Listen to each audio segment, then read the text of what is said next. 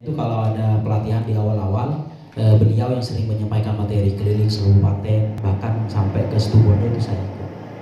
Nah, setelah Bapak Nurul Huda itu merasa saya cukup untuk menyampaikan materi, beliau mendelegasikan ke saya gitu. Makanya sampai sekarang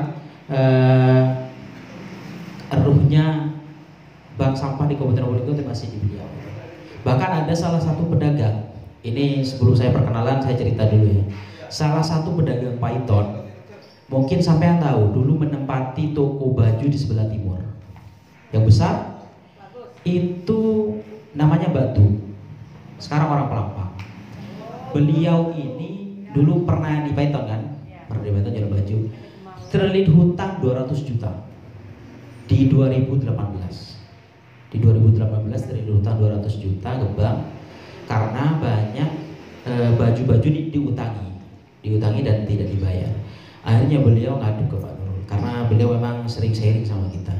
Ngadu ke Pak Nurul, akhirnya cerita-cerita gini guys, Mbak, sampean buka bank sampah. Akhirnya beliau nurun, buka bank sampah, beneran ini. Buka bank sampah di tahun 2018 itu, saya buatkan, SK-nya saya buatkan atas nama komunitas. Saya buatkan SK, terus saya dampingi, Mas Subhan tahu juga, sering sharing juga. Setelah itu ini beliau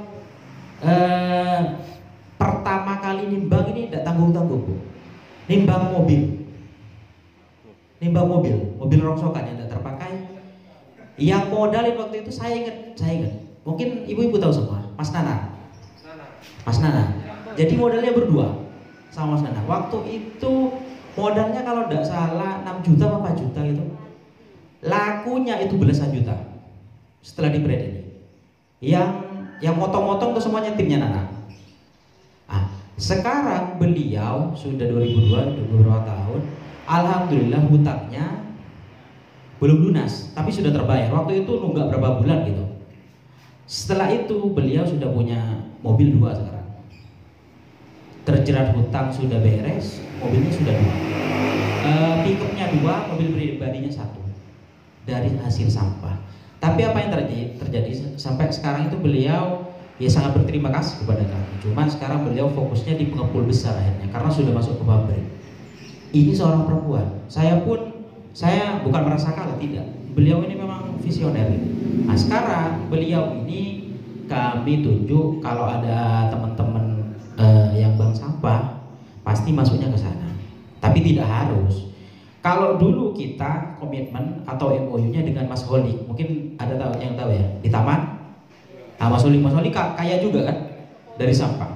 Jadi kalau kaya dari sampah itu contohnya banyak.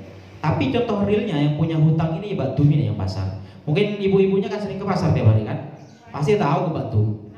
Sangat tahu karena beliaunya juga di PAUD kan, punya yayasan juga. Lah betul. Dulunya beliau ini mungkin malu karena dari fashion gitu kan, dari fashion langsung terjun ke sampah malu. Tapi gara-gara terlilit hutang 200 juta, angsurannya saya ingat betul angsurannya. Waktu itu angsurannya 6 juta, angsuran utangnya 6 juta, mandiri. Mobilnya dijual, tapi terselamatkan oleh sampah. Itu mungkin sebagai motivasi di awal. Next, Mas Subhan. Mungkin banyak yang tahu saya lupa, tapi kalau nama kebanyakan belum tahu. Kalau Pak Tinggi tahu saya. Nama saya Muhammad Aziz. Saya pengurus bank sampah Syariah Python. Mungkin banyak juga yang tahu ya kalau bank sampah Syariah Python itu tempatnya di Python, di pasar ya. Ketua komunitas bank sampah Kabupaten Probolinggo. Komunitas ini juga dibentuk oleh orang Python, Pak Nurul Huda kebetulan, dan pengurus FKPS. Kalau FKPS ini Bu, di sini pendampingannya dulu di Sungai Jambon. Sungai Jambon pernah dapat juara berapa dulu Mas? Yang lomba offroad itu. Offroad kan pernah ikut lomba kan? Akhirnya dapat pendampingan dari POME kan, dapat banyak lah fasilitasnya di situ. Terus saya juga trainer ekobrik. Ada yang pernah ikut pelatihan ekobrik? Belum ya? Masuk akin plastik dalam botol katanya orang Madura itu. Pernah ada yang ikut ya? Belum. Nanti kita setelah 3 bulan ini ada pelatihan ekobrik. Next, Mas Subhan. Ada yang pernah lihat seperti ini? Di TV. Kata siapa? Oh di pasar lama banyak. Pasar lama itu Pak, meluber juga Pak di pasar Beluber kan ya? Ada yang suka buang ke sana? Enggak, saya. Tidak ada. Rata-rata dibakar ya? Iya, dibakar. Dibakar buang ke Sungai Jembon gitu ya? Udah dibakar. Saya ingat betul kalau pas over itu ya, kasihan juga ke Pak Tenggi. Pas over itu pemberitahuannya kan mendadak. Sampah-sampah yang dari selatan itu kan bukan cuma warga Paiton kan, dari Taman, dari sungai-sungai kan. Akhirnya Pak Tenggi itu waktu itu kerahkan pasukannya kan, pas itu banjir, bersihkan itu kan akhirnya gara-gara ada tim penilai itu. Dan itu tidak terjadi 1 kali 2 kali. Setiap musim banjir pasti banyak sampahnya kan. Nah, sedangkan kalau tim penilai kan tidak mau tahu. Belum lagi yang kemarin itu yang di sebelah timur kan masih dimandiin orang itu kan. Itu Pak Tenggi kan waktu oven itu kan bersusah payah untuk membersihkan itu. Nah, jadi memang demo kan. Jadi memang sampah itu tidak terfokus misalkan seperti ini, kotoran manusia kan sampah juga kan. Nah, itu pencemarannya kan tetap ke air. Kalau misalkan kita masih di sungai, mandinya kan di air. Makanya kalau jalan-jalan ke Maron pagi atau sore kan, wah luar biasa gitu kan. Mandi sungai api gitu. Kan luar biasa itu kan. Kali bokong kalau katanya kita kan kali bokong. Makanya kalau pagi sore ke Maron tuh itu budaya yang belum bisa kita lepas di Kabupaten Probolinggo dan selalu jadi catatan tiap tahunnya itu di Maron. Tompeng itu Pak. Karena kalau katanya orang Maron mau mandi deng jeding kurang mantap, kurang kebesar gitu kan. Makanya walaupun buang air besar tuh ya kebesaran yang sungai mencandeng Maron gitu kan. Ini contoh, bukan contohnya kecil, ini contoh besar. Ini kebetulan di pinggiran Jakarta di Bantar Gebang itu ratusan hektar yang jadi landfill dan jadi tumpukan sampahnya itu sekitar ya ratusan hektar waktu itu. Ratusan hektar dan yang dikelola kurang dari 10% yang dikelola. Kalau di Kabupaten Probolinggo itu di Seboro Krejingan itu per hari hampir 50 ton sampah hampir 50 ton. Tapi misalkan sampah ini dikumpulkan semua dan dibakar dan dibuang di sungai, paling 100 ton yang nyampe. Karena TPS di Kabupaten Probolinggo kan terbatas. Dan di TPS Lama Pasar Paiton pun setiap harinya kita itu 12 rit dalam sebulan. 12 rit material ya, sampai itu 12 rit. Jadi truknya itu 12 kali dalam sebulan. Itu 12 kali, itu pun masih meluber. Kalau meluber biasanya kita pakai bego kecil untuk ngangkut itu. Pernah yang viral kemarin itu pas puasaan itu kan sampai ke jalan. Itu 3 hari truknya kalau tidak salah 5 bolak-balik pakai bego. Dan kalau lewat sana alhamdulillah harum ya. Harum ya.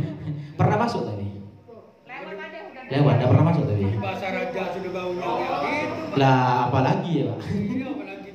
Apalagi di sana. Tapi yang jadi catatan kalau saya di selatan Jambon sudah bersih sekarang ya.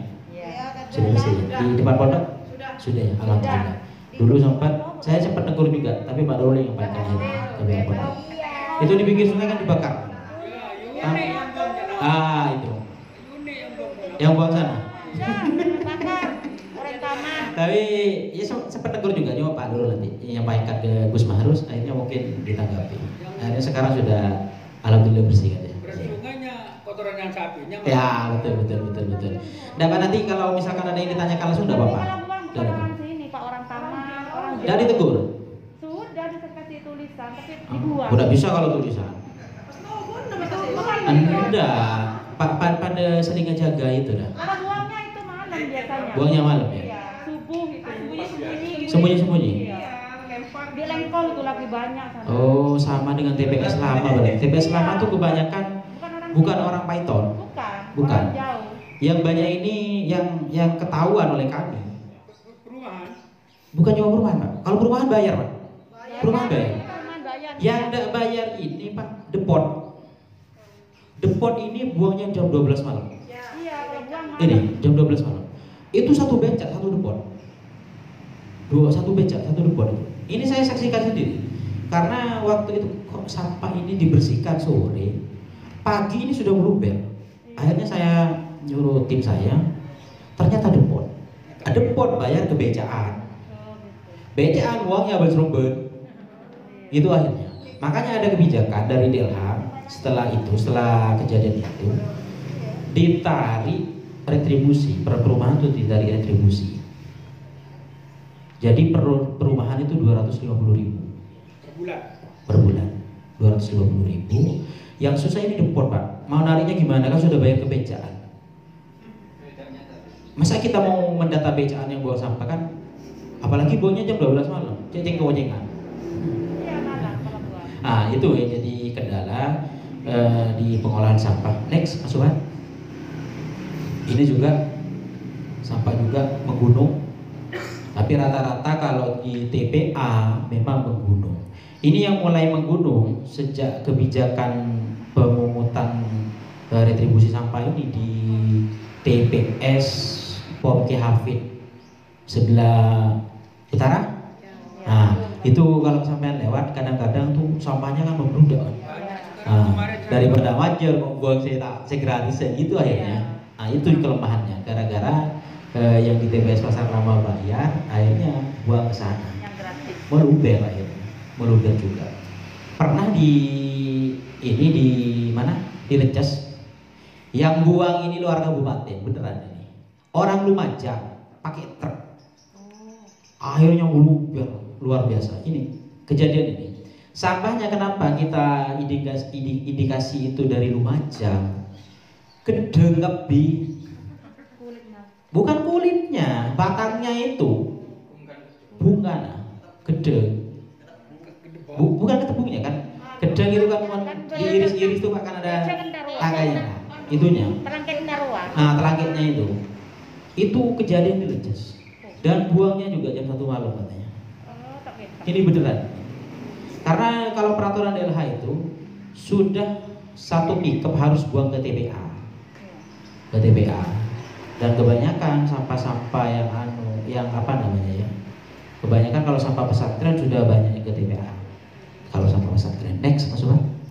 Ini saya yakin sudah tahu semua kalau sampah yo bau, barang sisa, tidak berguna gitu. Makanya kita selalu mewanti-wanti jangan jadi sampah masyarakat dan gitu kan. Iya. Nah, ini. Jadi kalau bahasa generalnya seperti ini adalah sesuatu bahan yang terbuang atau sisa dari sumber aktivitas manusia maupun alam yang belum memiliki nilai guna dan nilai ekonomis. Tapi sejauh ini bisa memiliki nilai ekonomis asalkan dimanfaatkan dengan baik. Nilai ekonomis dan saya barusan saja ada ibu-ibu tuh ngambil sampah di sini. Tol rutin itu ya? Besar-besar ke saya awal. Rutin itu. Ngambil sampah. Oh ini kecaan penting diberangkat gitu ya. Dikumpulkan ya? Iya, dikumpulkan itu lumayan loh. Kalau seperti itu kan dapat berapa ya kalau sampai sebulan kan? Tidak apa-apa kita nyampe itu tidak apa-apa. Karena apa? Kalau kita tidak nyampe itu mustahil. Jangankan di mana-mana. Sekarang aja kita pasti nyampe. Ini kan nanti setelah diminum kan jadi sampah. Ini juga jadi sampah. Cuma pilihan kita ini dibuang atau dimanfaatkan. Bener kata Pak Tenggi, kalau orientasi kita uang, bank sampahnya tak kira itu. Karena orientasi uang itu, iya pun sukses itu pun mau. Wong di sini dekat PLTU, tangan orang auditor gitu gitu. Kebanyakan orientasinya seperti itu kan. Kecuali orang lau, jelatan di pekerjaan gitu. Kalau sini rata-rata PLTU, bajar rajin kan rata-rata seperti itu kan. Tapi ketika kita orientasinya itu ke lingkungan, tanggung jawab kita, ya bisa kayak Mas Olik, bisa kayak Batu kan gitu kan. Yang penting orientasinya dulu, niat awalnya dulu kita harus tata. Karena semua tergantung niat kan. Nah, misalkan kita orientasinya tidak uang, misalkan ini setelah acara misalkan kita kumpulkan bersama-sama, berduru-buru bagi. Niat kita sedekah kan bisa. Mau sedekah bersih mungkin iman. Kalau sarka bagi rumpur kan sesuatu yang sangat berharga kan. Kalau berduru-buru. Nah tapi setelah ini ya kok lagi nembang sampah mana-mana itu kan. Kan sudah dibentuk setelah ini kan. Apalagi saya kesini 3 bulan. Biasanya pinggir nanam mungkin ke ibu-ibu ke bapak nanti gitu kan. Next. Nah jadi ini data di 2017. Ini data 2017. Rata-rata konsumsi sampah rumah tangga itu 900 gram per hari. Tapi kalau di tahun ini paling mas 1 kilo lebih per harinya. Jadi per bulan itu 27 kilogram. Rata-rata kebanyakan sampah ibu-ibu. Dapur global, Pak. Ibu-ibu mon global. Kalau bapak-bapak biasanya yang ngerokok cuma butuh ngerokok. Karena bapak-bapak rata-rata kan nggak ngemil kan. Nggak ngemil. Rokok paling banter itu rokok biasanya. Tapi ibu-ibu datang dari pasar, oleh kresek tahu, oleh kresek tempe, kresek sayur, kan kresek yang kebi sekarang kan? Kresek yang kebi itu. Nah, setelah itu ngoceh, kakong, buang kan gitu kan? Karena campur samanya kan, itu dicampur. Iya. Belum protek. Oh yang punya sapi enak dikasih sapi. Belum protek katanya. Oh, lain.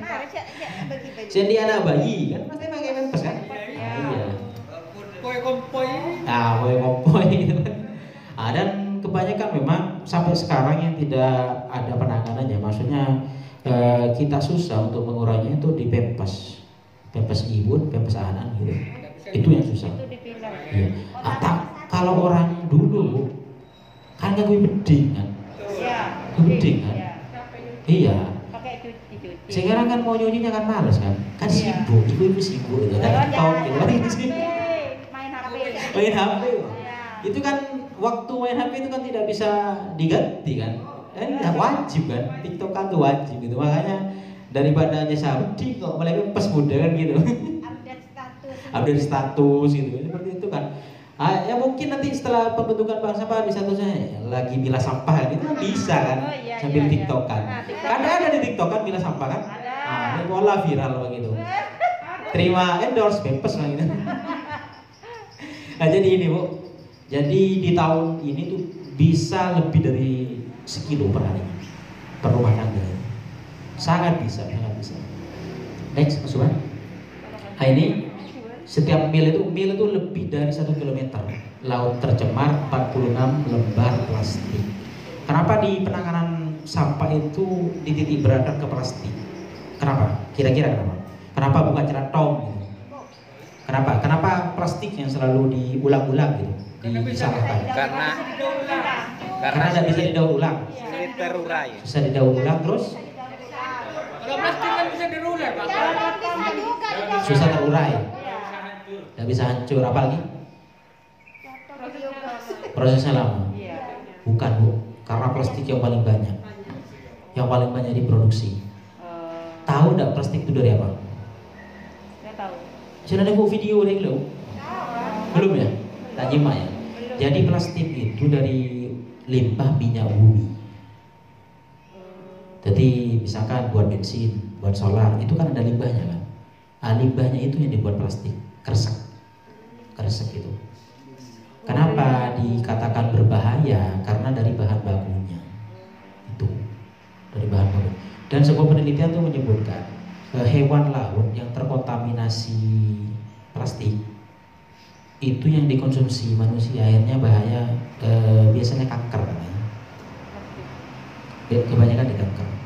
Makanya plastik dititik beratkan ke setiap kita kampanye dimanapun tuh plastik, beritanya itu plastik semua. Karena paling banyak dan paling mudah. Makanya ada kebijakan kayak di Bali gitu, tidak boleh pakai plastik. Kan pasti pernah ke Bali kan? Iya sih. Minta ke Pak Tinggi. Jadi kalau di sana itu masuk Indomaret, Alfamart, ada kantong plastik guys. Sampai kalau udah bawa tas TV, udah bisa. Iya harus beli tasnya, tas bonbon namanya, sama belacu. Iya, Alfamart sini. Kalau di Bali tidak ada. Jakarta juga ada. Oh iya iya, nah atas kayak gitu, semacam itu. Ya, semacam itu ada. Masuk Krishna, pusat oleh-oleh itu wes datang atau kresek. Yang ada kerdusnya beli. Terus tasnya juga beli. Dan harganya tidak murah. Mahal juga. Makanya kan pengurangan plastik itu identik dengan membawa tas sendiri ke pasar. Terus kalau belanja lah, belanja apapun itu bawa tas sendiri. Itu kebanyakan seperti itu. Dan lagi kita mau mengembalikan budaya yang telah lama hilang itu kembali lagi. Misalkan ibu saya sendiri dulu kalau belanja itu beli tahu kan ibu bak. Kalau sekarang tidak ada, saya yakin tidak ada. Walaupun beli jadi beresek gitu kan. Padahal itu di depan rumah kan. Kalau dulu saya sosialisasi belum ada beli itu biasanya pasarnya jauh mas. Tidak bisa mas, masa bawa bak saya mas, naik motor tidak bisa. Sekarang di depan rumah belijennya tetap pakai kresek. Padahal belijennya itu kan ditaruh di bak itu kan, tahunya kan. Tempenya walaupun sudah ada wadahnya tetap pakai kresek kan. Nah, karena penanganan sampah ini menurut saya dari kemauan kita. Contohnya, ini contoh kecil, misalkan kita ke Alfamart, belinya teh bucu, kan tetap pakai kresek kan. Bisa enggak kita misalkan, enggak usah mas. Soalnya kan langsung minum, keluar dari Alfa, dari pintunya langsung buang kreseknya itu saya yakin, karena sudah langsung minum kan. Nah dari kesadaran diri kita sendiri itu, bagaimana kita mengontrol penggunaan plastik, insya Allah akan berkurang. Kalau bersih saya yakin tidak. Karena apa? Produksi plastik ini selamanya pasti akan ada. Karena apa? Di situ ada uangnya. Kan tetap kan. Pengusaha butuh uang kan, pekerjanya juga. Makanya dari kita sendiri, kalau kita misalkan tutup pabrik gitu, ya sama saja kita nyuruh tutup pabrik rokok kan gitu kan. Pabrik rokok jelas-jelas merokok membunuhmu, tidak merokok mati ya gitu kan. Sama seperti itu guys. Dilemanya menutup pabrik plastik itu sama menutup pabrik rokok, karena ada uang pajak yang masuk pemerintah. Itu next. Nah ini Indonesia masih peringkat nomor 2. Partaje enggak? Penyumbang sampah di lautan itu. Indonesia, Cina, Filipina, Vietnam. Satu Cina, karena Cina penduduknya lebih 1 miliar. Oh, 2 Indonesia. 2 Indonesia. Partaje enggak? Oh. Partaje. Partaje. Iya, tak partaje bapak-bapaknya. Lagi aja saya koyo ber. Tapi kan Indonesia lebar. Nanti di akhir ya saya akan tunjukkan buktinya, akan saya tunjukkan nanti. Peton nyeper. Poin beton nyoba, saya tahu juga. Saya sering lewat sini soalnya kalau pulang pasar. Bersih peton. Bersih. Tapi udaranya nanti. Tapi Bu, yang punya balita ya, yang punya balita ini khusus, yang punya balita mungkin yang sudah rentan, jangan bakar sampah. Beneran. Beneran. Ini saya cerita ini berulang-ulang Bu, berulang-ulang, dan ini bukan cerita jauh ya. Saya selalu sampaikan karena kena ke keluarga saya kan. Keluarga saya orang Kajen, Kota Anyar, Tinggi Halim. Saya punya ponaan dari mbak saya kan, ponaan punya balita. Waktu itu umur 3 bulan. 3 bulan di Kajen. Di Kajen itu kan banyak celetong ya kan. Nah, banyak celetong. Kamu ngebur celetong itu kan rata-rata lemah. Awet mendadak. Awet kan. Celetongnya itu banyak bisa kayak ber. Maghrib itu dah. Ya bermalam gitu. Akhirnya cucu saya ini yang umur 3 bulan ini sesak sampai kejang. Akhirnya dibawa ke Geraha Sehat kan. Didiagnosis oleh periksa KB dan ada penyakit lah. Pak dokter spesialis datang. Habis itu, Bu, di lingkungan sampean ada yang bakar sampah enggak? Ya langsung cedek, iya Pak, depan rumah gitu. Nyai Dimi ngubar sampah gitu kan. Tapi yang di depan rumahnya ini, sampahnya luar biasa. Luar biasa emang. Saya kalau ke sana sebelum ini sakit ya. Asapnya itu lelah, pala gue. Awet